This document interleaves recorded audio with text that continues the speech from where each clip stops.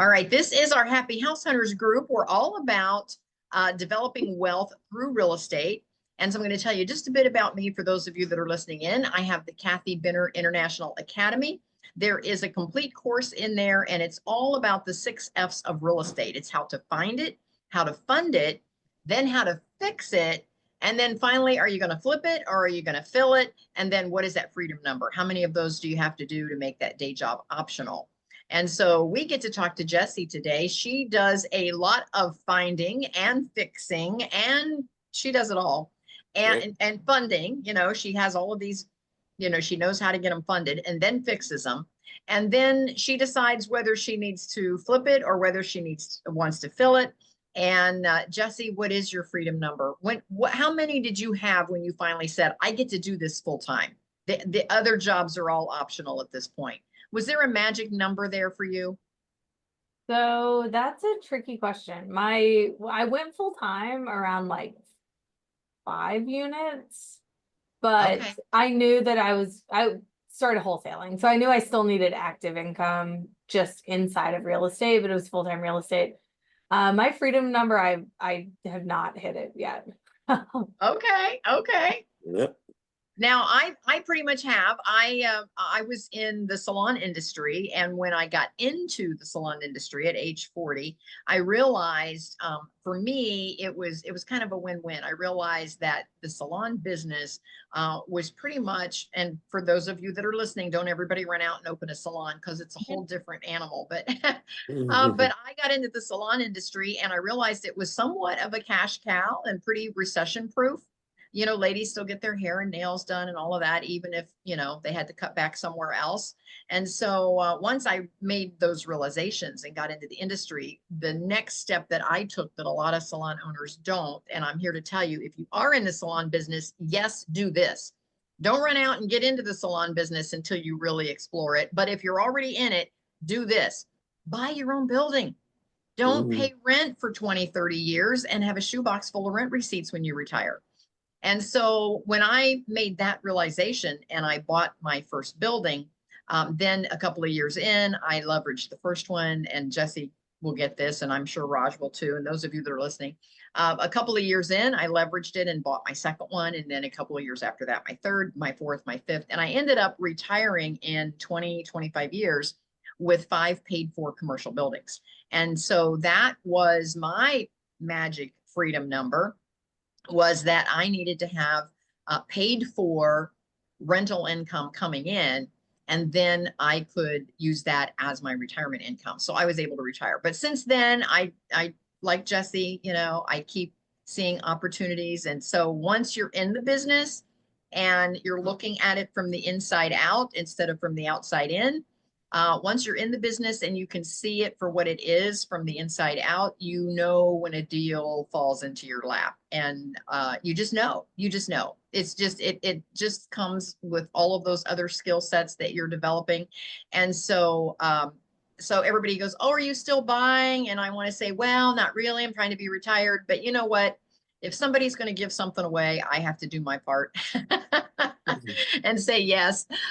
So yet again, I just bought my 29th door 3 weeks ago, and already have it rented. The gal is actually moved in yesterday. So so there you go. So I never say never. But we want to talk to Jessie today. For those of you that are interested in my academy, you can go to kathybenner.com and just click through and see all of the information there. But today we want to highlight Jessie, and we want to share how you can get involved in her tribe. Her tribe is totally separate from my tribe, but not really. A lot of the same folks are in both. And we get that, and we understand that, and the rising tide raises all the ships. And so I'm here to promote Jessie today. She is a seasoned real estate investor, and she is an educator based in Columbus, Ohio. And over the past decade, she's built a substantial portfolio. Oh, how many now? I have in my bio for you over 70 long-term rental properties. Are you more than 70? That's about accurate. We're buying and selling right now. Okay. So we're going to talk about the selling piece today. So she's primarily using the BRRRR method, the buy, rehab, rent, refinance, and repeat. Her journey began with house hacking after college, and she has since scaled her investments by partnering with private lenders, assembling a remote management team. Jessie is the founder of Unlocked Rentals and the Rentals Made Easy Mastermind, where she mentors aspiring investors on building and managing rental portfolios efficiently. And most recently has just authored her first book. So yay, Jessie, where's your book? Thank you for the inspo. There Rentals it is. Unlock the proven step-by-step system to build wealth through rental properties. I love it. I love it. I'm here promoting my third book. Jessie has her first book, so good for you. Yeah. Yeah, it's been fun to say I'm an author. Add that to everything. I love it. Yeah, it's on Amazon, Kindle, or paperback. Okay. Very good. So definitely put that on your list. Jessie, I will get you to type into the chat. Make sure it says for everyone. I am going to put my website there, and Jessie, put your contact or website information there as well. So as folks are listening in and watching, they can grab that information. And I will also put that, now you did it to the host and panelists. Make sure you click the everyone button. You may not have that. Let me make sure. I do. Yeah, I'm going to make you a co-host as well. But anyway, yeah, make sure it goes out to everyone. And then when I upload this into all of our different platforms, because we come out on about 12 different platforms once this podcast is over today. We're on Vimeo, we're on YouTube, we're on Audio Boom, and then Audio Boom shares it with like 9 other podcasting platforms. I will put your links actually in the description so folks can find you. Yeah. Yep, I love it. So we're going to talk today. I know we've talked so many times about, when to buy and hold, but sometimes we don't talk about when is it time to sell. We call that sometimes the long flip. Sometimes I'll buy a property and I'll have it for 2 or 3 or even more years than that. And then I'll take a look at my spreadsheet. I used to hate this in corporate America when we had to do reports and spreadsheets. I used to hate that because I was like, oh, such a useless thing to do. It's so time consuming, and what's it for anyway?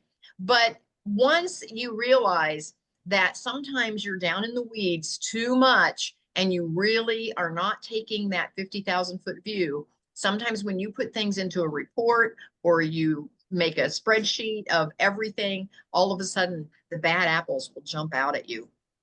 And that is the point. You see what's going really, really well, and you see what is not going. Now, it doesn't have to be bad. It just may be the worst performing property in your portfolio. Doesn't necessarily mean it's bad. I'm of the opinion that all real estate is good. There are just some are better, and then some are the best.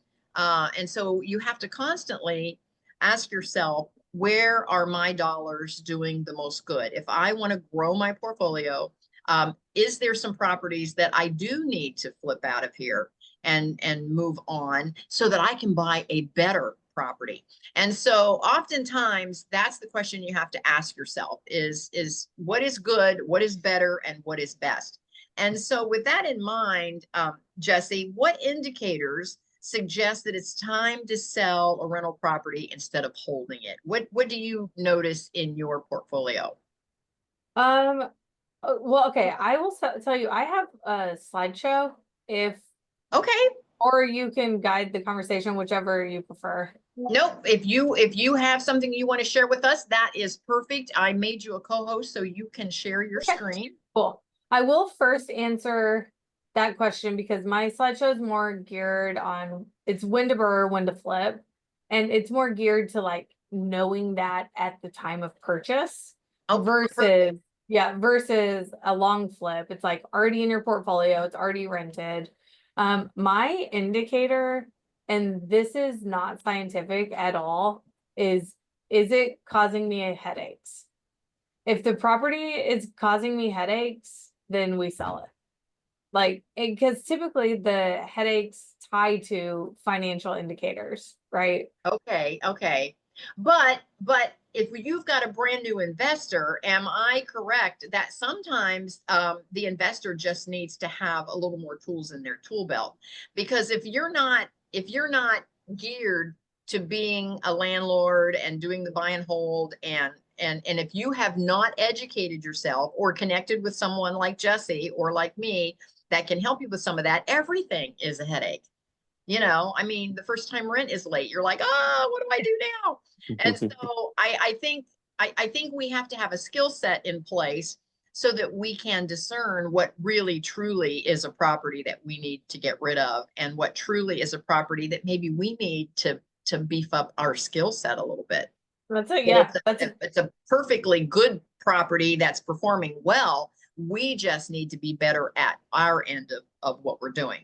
So with that, go ahead, Jessie. To answer, is there a question or the slideshow you're saying? Yeah, go ahead with your slideshow. Yeah. Okay. Yeah. Cool. So this was designed for a presentation I did a while back. So we won't go over every single slide. It's basically when to BRRRR, when to flip. Can you guys see this? Yes, we can. So a little bit about myself. I will not give you the full story, but 2010, graduated college. I was living in Austin, Texas. I got my big girl job. They tell you get married, buy a house, have kids. I definitely didn't do all of that, but I did buy a little house. I bought a crappy little condo in Austin that it was $92,000, which I mean, at the time was appropriate, but now you're like, wow, that's amazing. And then I was renting those rooms. I was renting out by the room, Craigslist, because this was even before Facebook Marketplace. Then a couple years passed by doing this, and one of the roommates at the time was my partner. We ended up splitting. And so I knew that it would be crazy to sell it. I knew that it would be really hard to live there emotionally. And I knew that it wouldn't make sense to pay 2 mortgages, right? So in the span of 2 weeks, I went from living my everyday normal life to being fully moved out and having 4 college boys renting my little condo. Yeah, and it was a whirlwind. I was totally figuring it all out as I went. I had no plan, no system, no role model, mentor, anything like that. So totally figuring it out. Couple months go by, I save up. Good for you though. Isn't that how most of us get started? Totally. So for those of you that are out there doing that, it's okay. We've been there. We've all been there. Yeah, we've all been there. And I joke that those boys could have stopped my career before it ever got started, but they ended up being like, they were fine. They were good residents. So it could have scared me away, but it didn't. And so couple years pass by. I actually do that 2 more times. I buy a house that I live in. I'm renting out the rooms. I have 1 long-term rental. Then I do it again, and I have 2 long-term rentals plus my income, like from my own roommates. And so, it was fantastic. But I still didn't know that this was real estate investing. I didn't know that this was a career option, anything like that. But I did know that to survive. You're just trying to pay the bills. Yeah. I was just getting savvy. I still have my W-2 job. Over those 5 years, I kind of worked my way up a little bit. So I was making some good money, and plus I had my rental income, plus all my bills were paid. Like, I mean, it was going great. And so 2016 comes around, and I actually leave my job. I leave my 3 properties at that time. I leave everything behind. I go travel the world for a year. I met my gorgeous wife. I met the company that brought me here to Columbus. And that year passed by, and we moved to Columbus in 2017. And I couldn't tell you that I've ever felt so much like I was in the right place at the right time. Like Columbus, Ohio in those years, I mean, it was a good time to buy. And so I moved here for a job. I still didn't know that you could be a real estate investor full time. And so I got a job. This whole time I was going to meetups, I was going to my RIAs, I was educating myself, I was doing all this. And so 2018 comes around, and I quit that job that moved me to Columbus, went real estate full time. I was wholesaling everything for the first couple of years. And it wasn't really until January 2021 that I got super serious about the BRRRR method. And that is when the portfolio boomed. So I still had my 3 in Austin. I was still buying rentals like the wrong way with 20% down. I was doing all the wrong renovations. I was doing all this. And then I discovered the BRRRR method. And that year we went from 11 doors, bought 22 more. So we had 33 doors. And I've never looked back. So BRRRR method, raising private money, all that really unlocked everything that I do today. That's when I finally actually started seeing myself as a real estate investor. It took 11 years to get there. But I did get there. And so since then, we've just been scaling. Like Kathy said, I have a mastermind as well that I teach other people to do this exact model. So yeah, I'm a normal person, y'all. I'm a totally normal person. This little cat down here, he's like 3 years old now, and he does not look like that anymore. But we love our pets, and I love puzzles and plants and travel and all the regular things. But I just happen to also own a large rental portfolio. So let's look. I think I have some notes on this, but we're gonna do this is the informal version, okay? So Okay. what's a flip? Obviously, we're renovating the property. In this terminology, we're saying with the intention to sell. Although when I say BRRRR, we're also renovating the property. Like, it's buy, renovate, rent, refinance, repeat. So we're renovating regardless. It's just when you're deciding, are you going to BRRRR it or flip it? How much do you do on the renovation? So even on the rental side, I'm always aiming for 10 years of low to no CapEx. So, no roof, no windows, no hot water Yeah, tank. explain CapEx. We might have some real newbies listening in for the first time, and they're like, oh, okay, now she's talking real estate talk, and I'm out. No CapEx is capital expenditures, and they're basically like improvements to the property. So it can be your cosmetics, but I'm really thinking more like the function, the safety. I don't want to come in while someone's living there and put in all new windows. That doesn't make any sense. So we're going to do all that stuff up front. And my goal is low to no maintenance. So if I take care of the big ticket items at my renovation prior to the refinance, then I'm not going to be stuck with, a broken furnace 1 month and then a hot water tank the next month. And it just makes the management really easy. So yes, we are flipping even on a BRRRR, but we're just focused on function and safety and, the cosmetics, but we may not be doing the full level if I was going to turn around and resell it right away. Makes sense. Cool. Yes. So we did kind of talk about this. I know someone else hopped on. Roger, are you familiar with the BRRRR method? Yes, I am. Okay, awesome. So we won't go into like too much detail, but essentially we're buying a property under market value. It's a distressed seller. Maybe the property's distressed, the situation's distressed, bankruptcy, divorce, foreclosure. We're renovating it, like I said, aiming for 10 years, low to no CapEx. We go get it rented, market rate, because this is a nice, new, clean, safe, affordable property. We take this package to a long-term lender. It's renovated, it's got a market rate resident, and we say, hey, how much is this worth? We get it appraised. They'll lend us 75, maybe 80% of that new appraised value. I pay off my initial purchase loan. I pay back my down payment. I pay back any holding costs that I may have out of pocket. And then we just do it over and over and over and over. So the idea is like you're kind of recycling your money. Do you use the same private lender generally to make the first purchase? So they get to know you, and again, once you pay them off, the money is available again. Correct. Yeah. So raising private money, that ability and skill set has totally changed my business. And there's nothing wrong with hard money. I actually really like hard money too. Like we have a couple lenders that explain to our listeners the difference between hard money and private money. So both of these are going to typically be short-term, high-interest loans. They're designed to be in and out in under a year, maybe 2 years. We're typically turning the money in 6 months on a BRRRR, 4 to 6 months. So the idea is that it's not a long-term lender. They're typically lending on the property itself. They look at you as the borrower, but it's really based on the numbers of the deal. And like Kathy said, once we refinance and we pay them back, that money's free again. So, we have one we just paid off today, 170K, went back to a private lender. He's already asking me, hey, I don't want this money back. Like, what's your next deal? What's your next deal? And so I really only have 4 or 5 private lenders that I work with.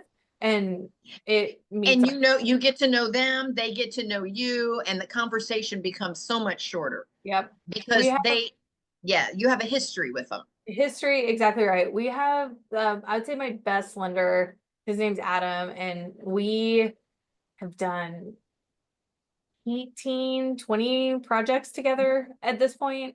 And he doesn't at this point ask me 0 questions.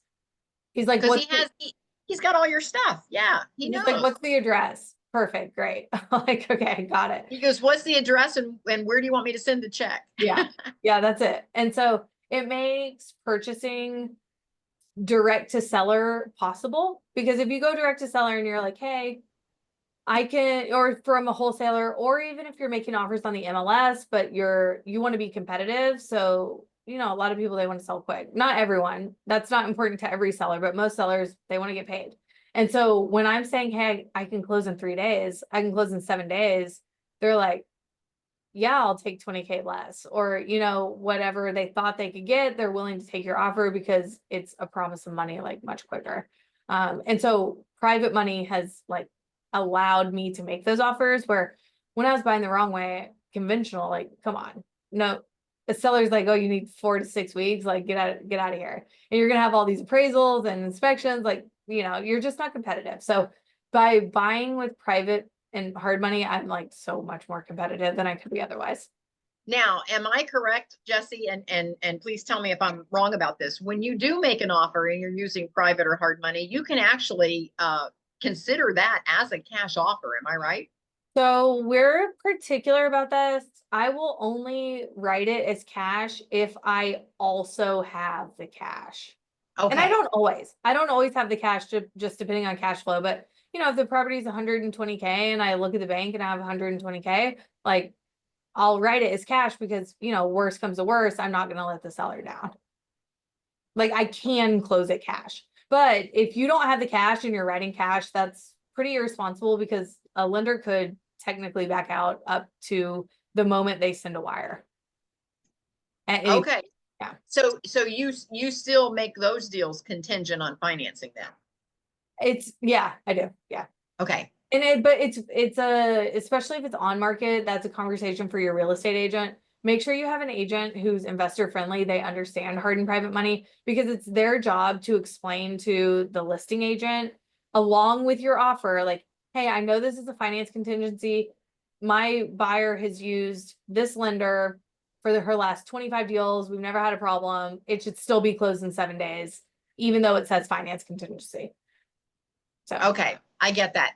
And inside my tribe, we have kind of an in-house realtor, and I'm sure you do as well. yeah, And yeah, so for those of you that are listening, you've got to start putting together your team, so to speak. So the first one would be, if you are not a licensed realtor yourself, putting together a team that has a realtor that can get you in and out of these deals and that can stay on top, because again, it's hard to wear all the hats, and that way somebody can really stay on top of everything you need to know on how to make offers, and, you know, in case some laws change or whatever, however that goes.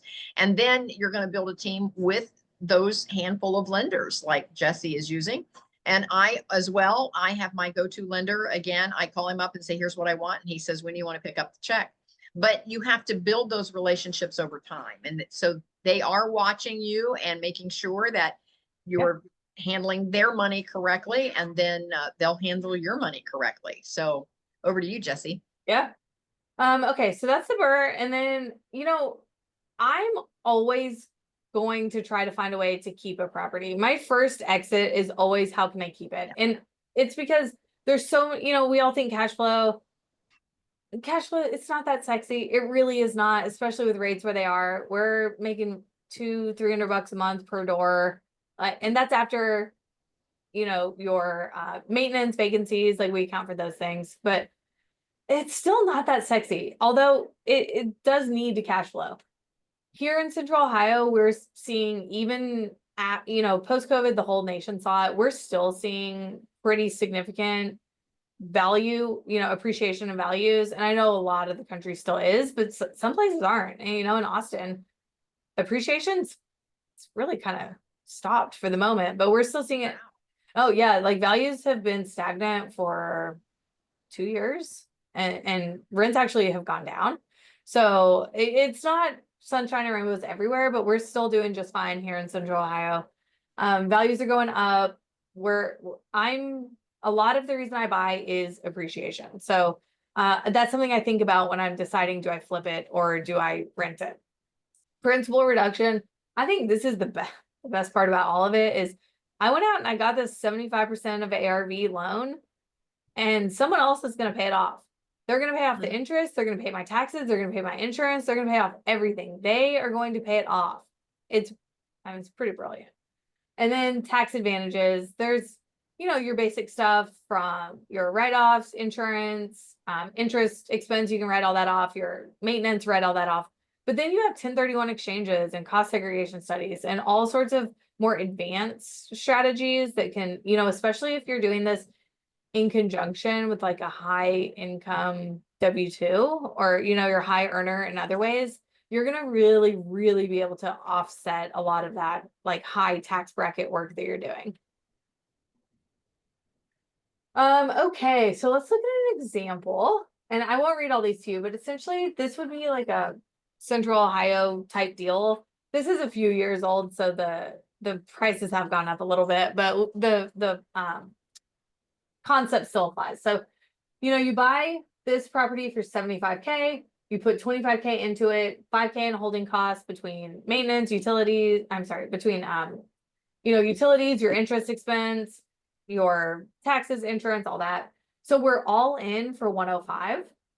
Now say the same property at the refinance, it appraises for 140K. They're going to give you 75%. The lender will give you 75% of the appraised value. So your new loan amount is 105. So if you look at it, you're all in for 105 and you cash out 105. So you own 25% equity in this property with no money in the deal. It's pretty good. And again, that's a great example. You can plug whatever numbers you want in there.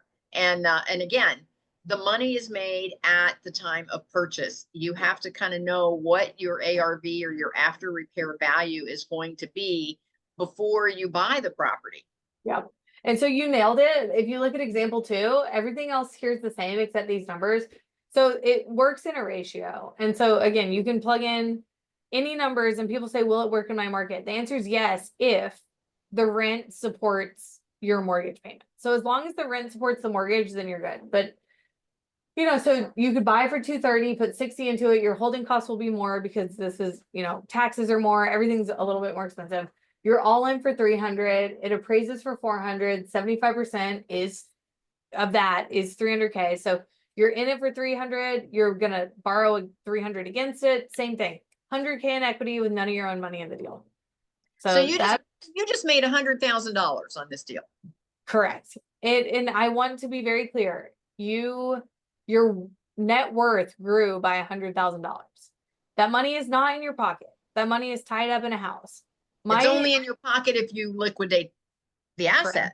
Correct. So my net worth is, it's substantial. We put in a lot of work over the last years. If you looked at my bank account, the car I drive, the house I live in, you would never guess because we're putting all my money, not all of it, but a lot of it's tied up in the house. Then that's what I'm here for. I'm here for wealth building. But I don't know what's next. Okay, let's see. I haven't looked at this in a while. So let's look at flipping versus BRRRR on a couple different comparison categories because BRRRR is not always the right answer. It's not.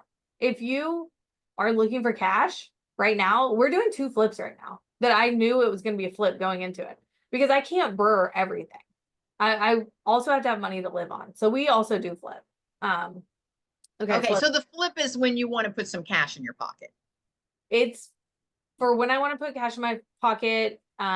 If we have a property with too much equity, I could either refi or I could sell if I want to tap into that equity.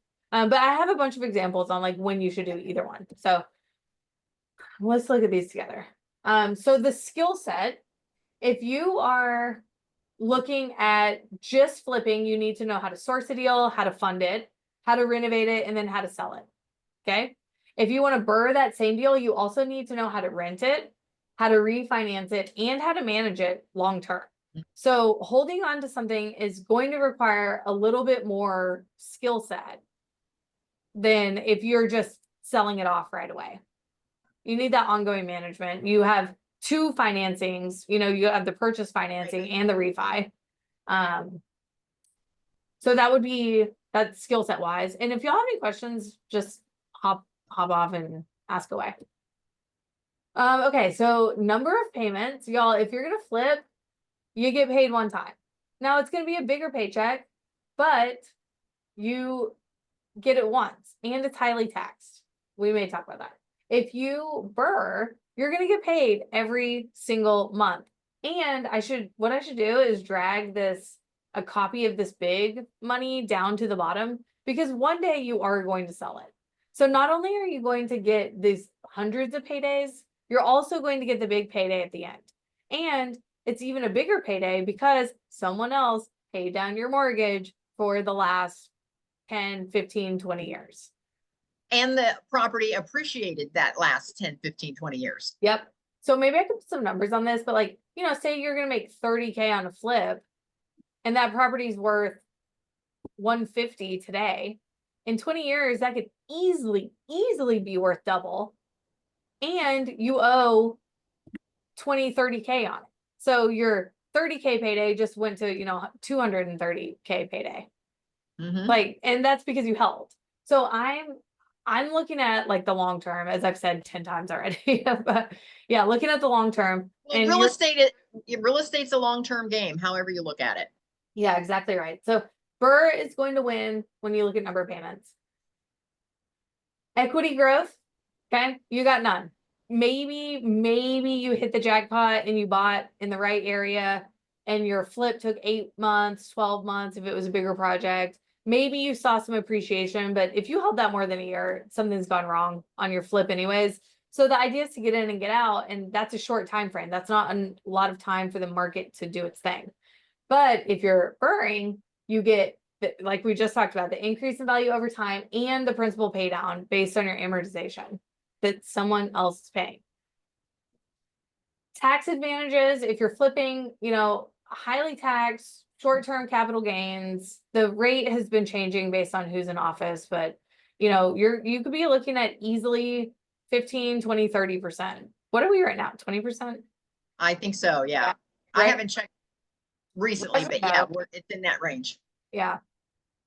So if you are BRRRRing, you can do a 1031 exchange, which basically you roll the proceeds from one sale into purchasing more property and you defer the taxes. So we just did a big 1031 where I took $160,000 from a sale in Austin. I moved that all to Ohio. I actually, as of today, own no property in Texas. The taxes, y'all, taxes are crazy. We were paying almost $8,000 on a $150,000 property. Wow. Yeah, it was out of control. And so there's no state tax. And so they get you on the property tax. Okay. So this was a good move for you to 1031 exchange that over to Columbus. Yep. So yeah, we moved that money here to Central Ohio, tax-free. Now I will pay the taxes on that once I sell the properties I move the money into. But there's a concept called swap till you drop, and you can basically just 1031 that same money over and over and over until you die. And then when you die, it goes away. Because it's a stepped up basis, yeah, for your heirs. Yeah. Yep, exactly right. So you can pass it to your heirs tax-free.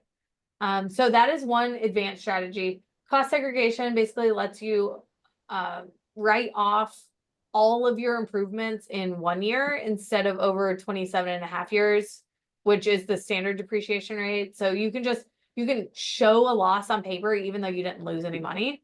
So that's going to help your taxes. Obviously your write-offs, you get those on BRRRR, you don't get those on a flip. Right. Okay. So cash infusion, this is my number one reason when I'm deciding, do I flip or do I BRRRR something? If a deal works as a BRRRR and we don't need the cash today, I'm always going to opt for BRRRR. But sometimes, I have employees, I have I have overhead, I have software, I have all this stuff. So at some point we do need to flip to keep the lights on. Any buy and hold investor, I mean, Kathy, you sell sometimes, I'm sure. Oh, yeah. And again, I call it the long flip because I usually have had it, I've held it, I've had it rented. But then when I take that 50,000 foot view and look at my spreadsheet or whatever, I go, oh, you know what?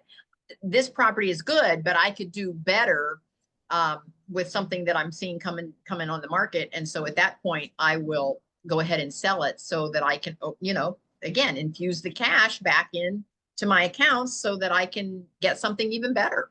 Yep. Yeah, exactly right. So BRRRR, if you can find a deal that is priced so well, you can actually pull money out, which when I first started buying, we were pulling out $30,000-$40,000 on BRRRRs on a pretty regular basis. We're not seeing that as much today. And so it's possible if you find a really good deal, but just a little bit less likely. So flips, the kind of types of houses, some houses really only work as a flip. Like, if you're buying in a HOA where they don't allow rentals, that makes your decision for you, right? If you're buying, depending on your exit strategy, if you're doing shared housing, maybe a 4,000 square foot house would make sense as a rental. But for me, that doesn't make sense as a rental. Like, so if we came across a good deal that was in a location that was flip worthy, a size that was flip worthy, we can, you can kind of work with a lot of properties as a flip, but they don't all work as rentals because now you have to keep in mind the market rent. And the key is, does that market rent support what your new mortgage will be? And a lot of times the answer is no. Like, it could be a $200,000, $300,000 property, and the rent's maybe only $1,400 a month. Like, you're going to be cash flow negative. So to me, that's a no. Some people buy that way. I'm a no. I get it. Yeah. I'm a no on that. So you can decide just kind of based on the property and the types of house, if it would make sense or not.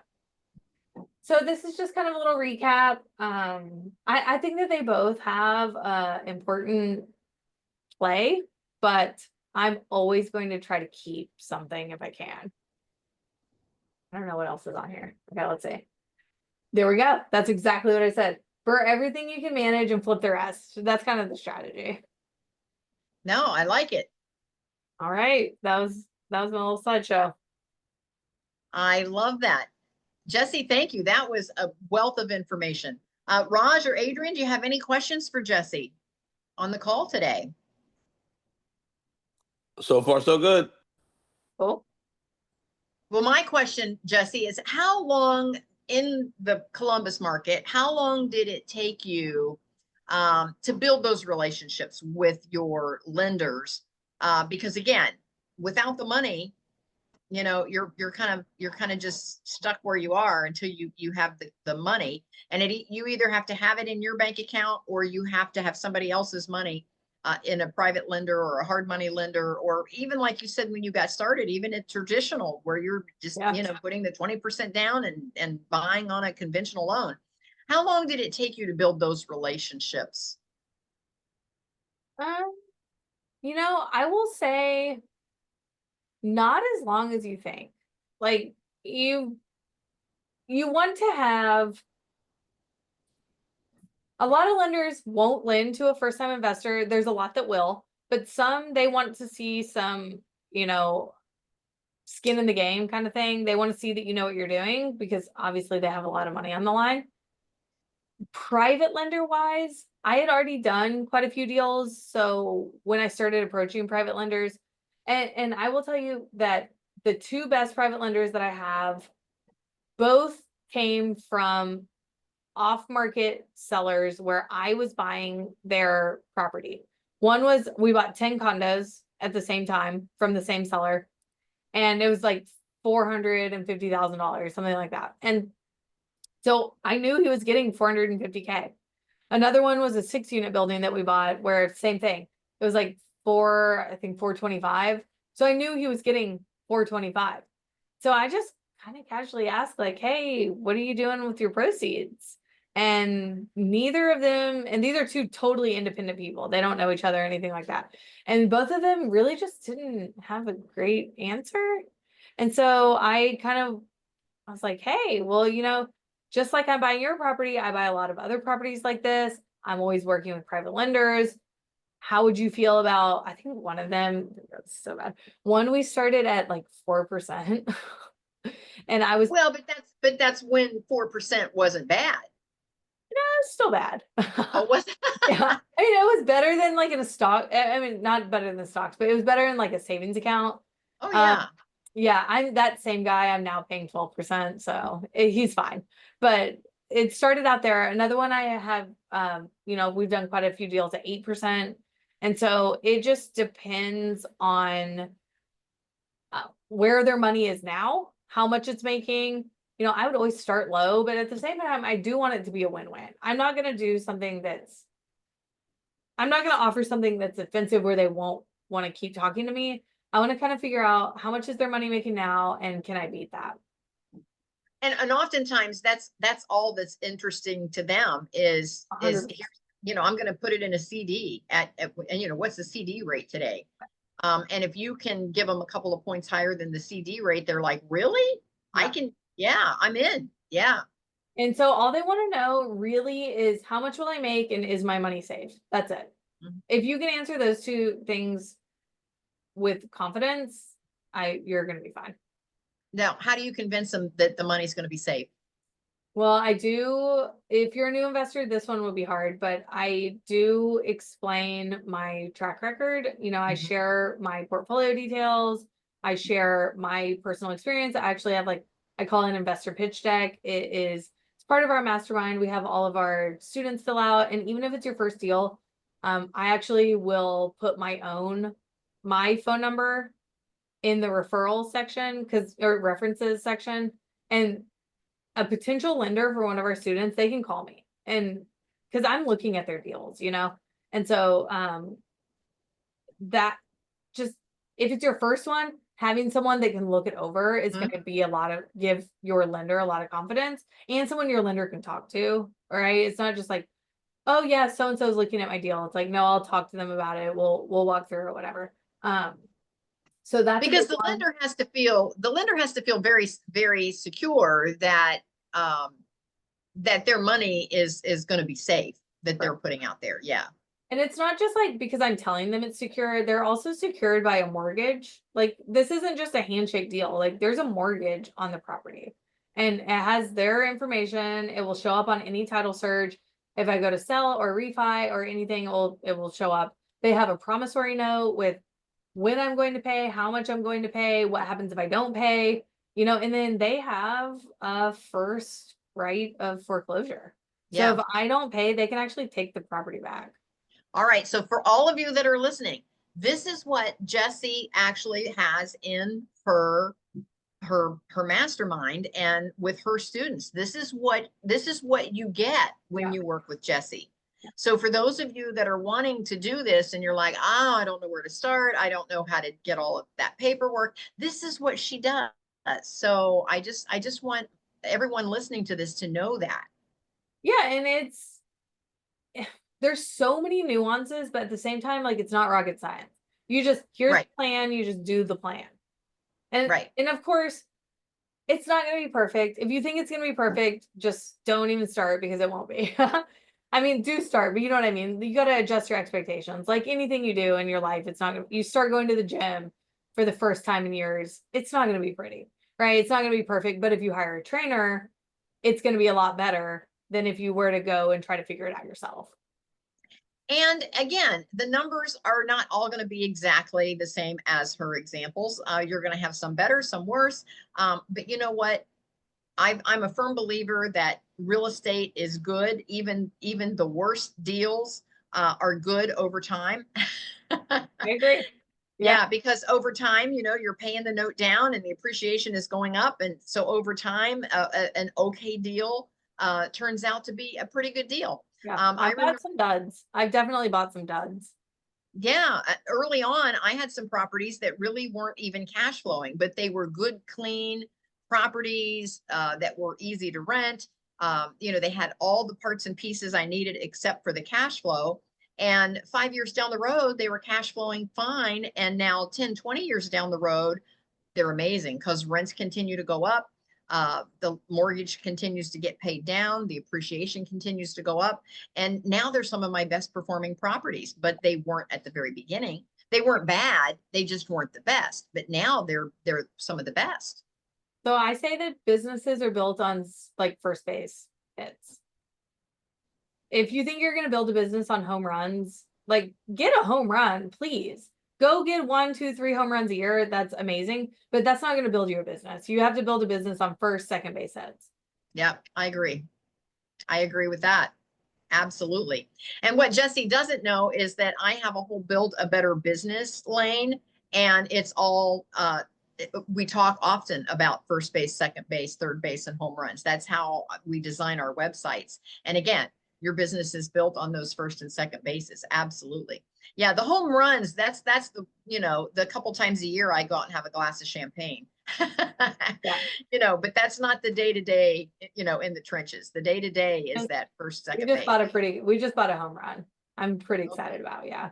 I just bought a home run too. Did Yeah. you? Good for you. The last one I just bought, 3 weeks start to finish, from offer to closing to having it rented. Good for you. Yeah, 3 weeks. So that one is definitely a home run.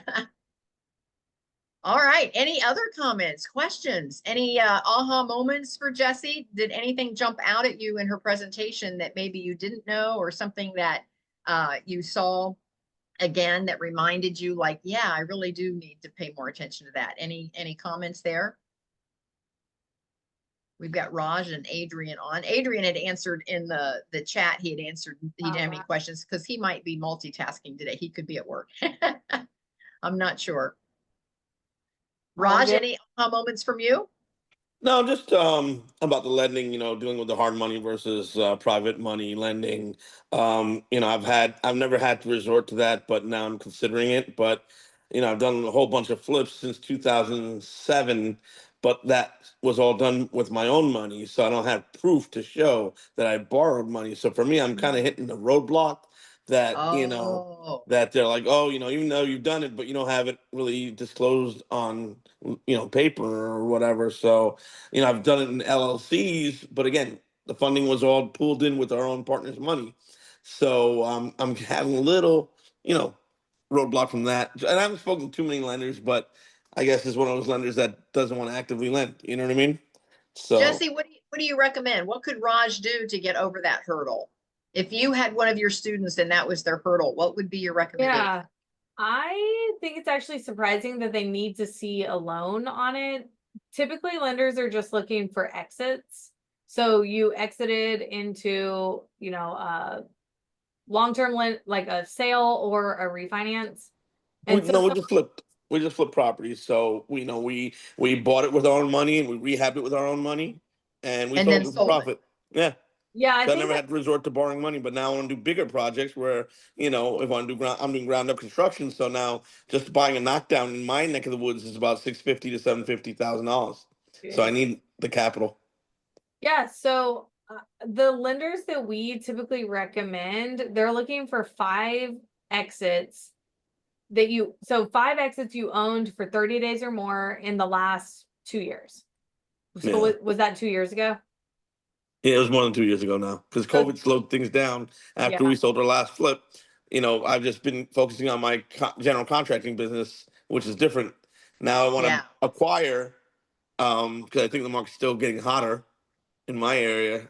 So I'm facing that little problem. Otherwise, I have to take a partner to, JV with, who has a lot of cash. Right.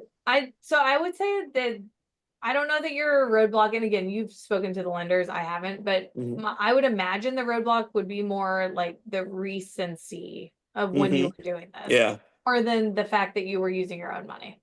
Correct. Yeah. So it's not, we got to start somewhere though, so is it an end all, there's no one there to help. A joint venture might be the way to go on your first couple, and then get some recent stuff, on the portfolio, and then approach the lenders again. Yeah. Or just go with private money where it's different. Yeah, private money. So private money versus JV is basically the same idea. You would still bring in that high net worth individual, Correct. but you would just give them a percentage every month as Mhm. like pure interest. They don't Correct. own any of the project. Correct.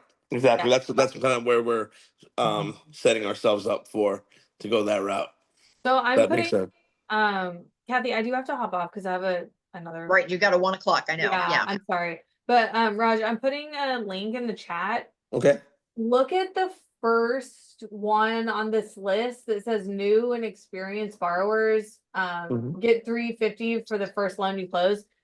Fill out that and we'll connect you with our recommended lender that I think would be able to help your situation. Okay. All right. I got it. Can you see the link there? Okay, Yep. Raj? Yeah, okay, good. Yeah. All right. Fill out the first one and I think that's a good starting spot. Okay. Great. Cool. Thanks. Jessie, thank you so much. I really appreciate you being on. You see where you can connect with her. I'll put that in the description as well. Again, this is Jessie, and the name of your company again, Jessie? Unlocked. Unlocked. So you Rentals can Made Easy. Yeah. Yeah, you can find her all over Facebook, Instagram, on the internet. I'll put all the links in the replay. So Jessie, thank you for being with us. I know you have to run because you got she's popular. She has another guest appearance at 1 o'clock. 2 more after this. Oh, 2 more. Okay. All right, Jessie, thank you. Thank you. Bye, Kathy. Okay. Bye, y'all. We'll see everyone later. Bye. Bye.